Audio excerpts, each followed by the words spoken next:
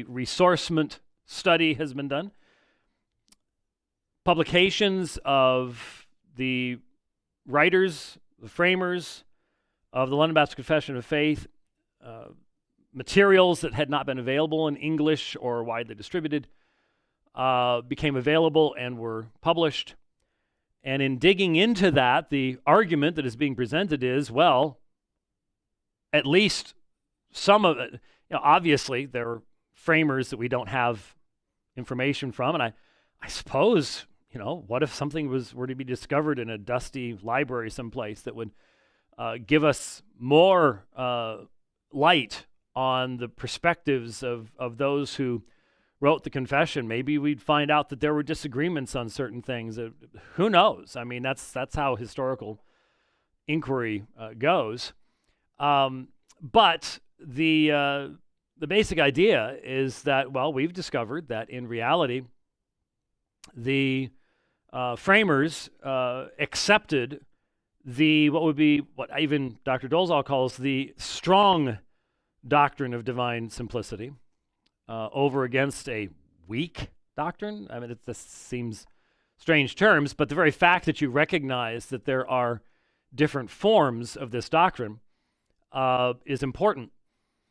And the central affirmation that has become the flashpoint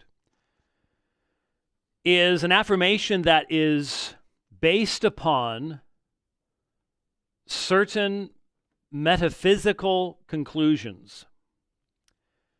And I think this is clearly brought out in Dr. Dolezal's book, God Without Parts. And let me just read one section from that book so you can understand what the issue is, because a lot of people are just asking, what in the world's going on? Quote, Thomas Aquinas' reason for holding the real identity of God with his attributes and his attributes with each other flows from his prior conclusion that God is ipsum esse subsistens, Latin. In a simple being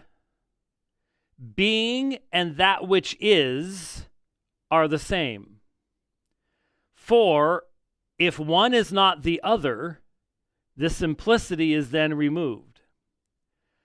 But God is absolutely simple, therefore, for God to be good is identical with God. He is, therefore, his goodness. Now, this is one of the reasons that I think most people struggle, is that there's all sorts of incredibly technical language here, which, of course, does not appear in the confession, but the argument being made today is it stands behind the terminology that's there and must be assumed and hence must be accepted. Some other quotes. For Thomas, and notice this is Thomas Aquinas we're talking about here. This is confessedly the background of the language that is being used in regards to the definition of divine simplicity and being said to be necessary to accept, to be confessional. For Thomas, existential simplicity requires that the identity account be applied to the divine attributes as well as the divine esse. Being, isness. It's the whole fun of doing Latin, I guess.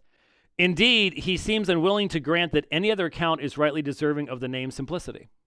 And it would seem that there are a number of Reformed Baptists who would agree with him in that today. For Thomas, all properties are qualities that inhere in an essence and thus are removable, at least conceptually, without causing any deficiency in the essence qua essence. What does all of that mean? Well, depends on who you talk to. Unfortunately, the number of interpreters of Thomas Aquinas are legion. And the number of differing interpretations of Thomas Aquinas are legion. And in my experience, people who think they're experts on Thomas Aquinas and then interpret him differently than somebody else, just automatically dismiss anybody else as having any knowledge of Thomas Aquinas at all. That seems to be the functional mechanism amongst philosophers and historians. Anyway, the flashpoint, therefore, is the assertion that on this concept of simplicity, that how I define simplicity is not enough. It's true as far as it goes. God is not made up of lesser parts.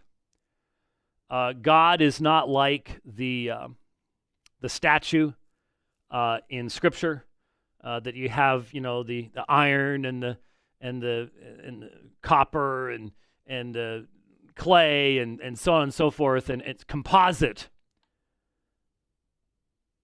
And it had never crossed my mind in my years in teaching and preaching and doing theology that when you spoke of the attributes of God, when you spoke of his omniscience, possessing all knowledge,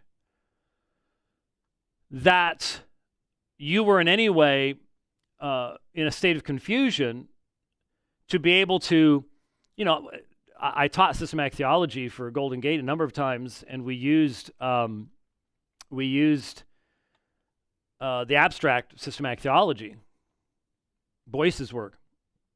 And so you have, as in most systematic theologies, you have a section that discusses omniscience, and we'll go through biblical texts and discuss maybe the concept of God's knowledge, and there are really important issues there. Does God know in the same way we know? When we talk about thinking God's thoughts after him, is that even really a possibility? There's epistemology is an important thing, and the Bible has a lot to say about it, actually. But then you'd have a section on omnipotence, having all power. What does that mean? And you'd have omnipresence. And so you'd have the various omnis. And then you'd have other attributes like God's justice and holiness and mercy and grace. And normally wrath is treated as an extension from, in light of creation, justice.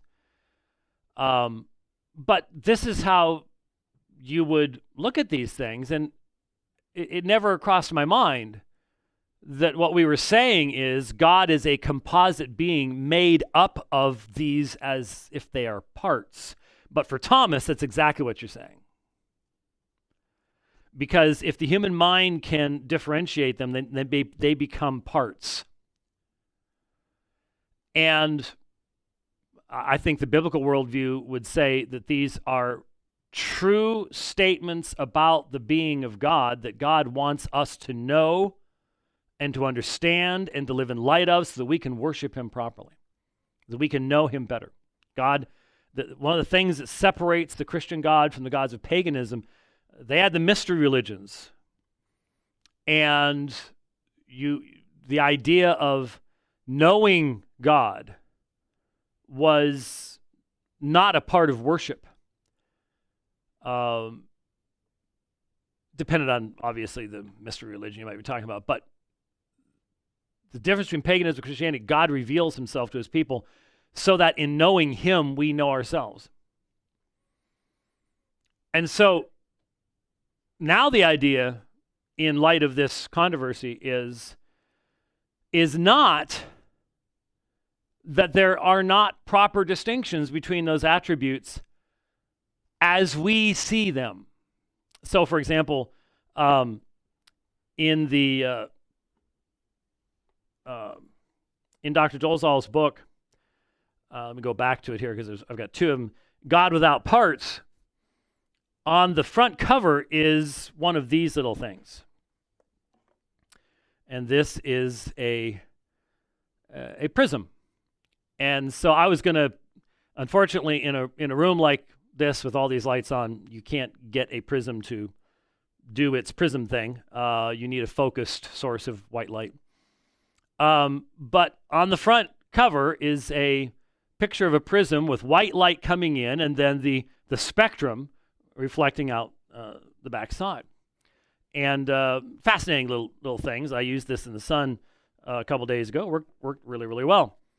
The idea is that the prism is representing revelation in the sense that the white light is the simple nature of God, and then it's being refracted through the prism of revelation so that we, lesser creatures than God, can differentiate the attributes of God. And then that takes us to Francis Turretin, and I quoted Turretin about 2 weeks ago now on social media, where he very helpfully, in discussing this subject, differentiates between the opera ad intra and the opera ad extra.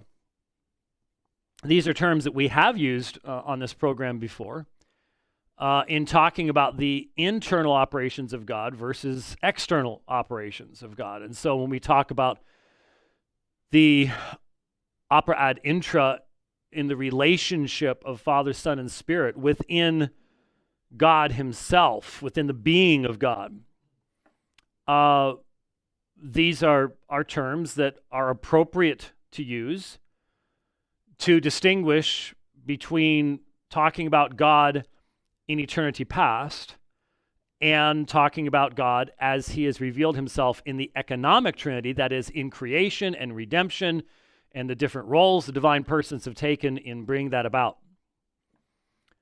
And so when people want to talk about logically, and I suppose in a sense temporally, before creation, then we're talking about God in his own being. And obviously, at that point, we have a very small amount of material to go on, revelationally speaking.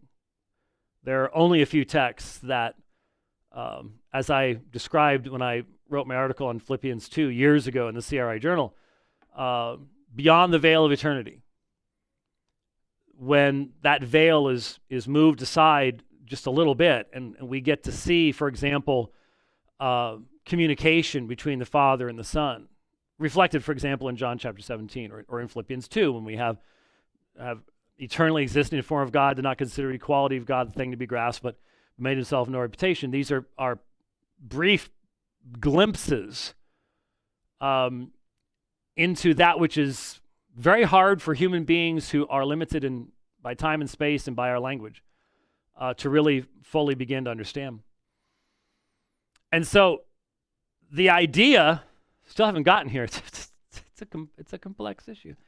The idea that is causing controversy is the assertion on the part of the proponents of a strong doctrine. I would call it an extended speculative doctrine, not strong. I would call it an extended speculative doctrine of divine simplicity. Is the assertion that in God, so Turretin talks about this, in God you have the attributes are equal or the same with one another. So God's omnipotence is his omniscience, which is his goodness, which is his mercy, which is his justice. And they have to be, otherwise God gets divided up into parts on the assumption that proper distinctions of the reality of God's being divide that being. And that is the issue right there. That's why I read the quotes from Thomas, and I took them from Dr. Dolezal, so he's the one that quoted it. That's the issue. And to just jump ahead, I reject that. That I see absolutely no reason to go with Thomas there. Do not have any reason to embrace that metaphysic. And that is the only reason that I can see that anyone asserts that ad intra, in the being of God, the attributes of God are one the same. But ad extra, as Turretin says, that is outside the being of God, these attributes are properly distinguished from one another. They communicate true things to creatures that are important and glorifying to God. So ad intra, ad extra. And so everybody, it seems, agrees that God is not made up of lesser constituent parts, that God is ase, he has his being from himself. It's not dependent, it's not like the ancient gods that surrounded Israel, where the gods came out of the creation or were chopped in half and became half creation and half of something else. All that kind of mess. God has aseity. God's being does not change or age or get stronger or weaker over time. God is not limited even by what he himself has created. We agree on all of these things. And we agree that God's being is simple. The difference is there is one group of people saying, specifically on the basis of the formation of metaphysical categories by Thomas Aquinas in the Middle Ages. They will say, oh, but people believe this beforehand.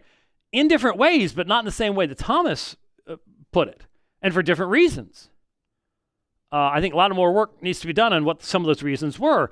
But the background, it is asserted, to the London Baptist Confession of Faith's use of body parts and passions, is the idea, the metaphysical assertion, that ad extra aside, we all agree about that. The assertion is ad intra, the attributes are the same.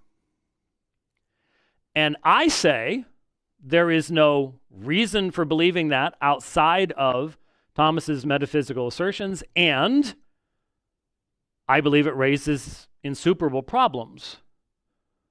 My main problem, theologically, with the assertion is that it's telling us that which is true internally to God is false to us, and yet God is glorified by the revelation ad extra that does not actually truly represent the reality ad intra. Okay?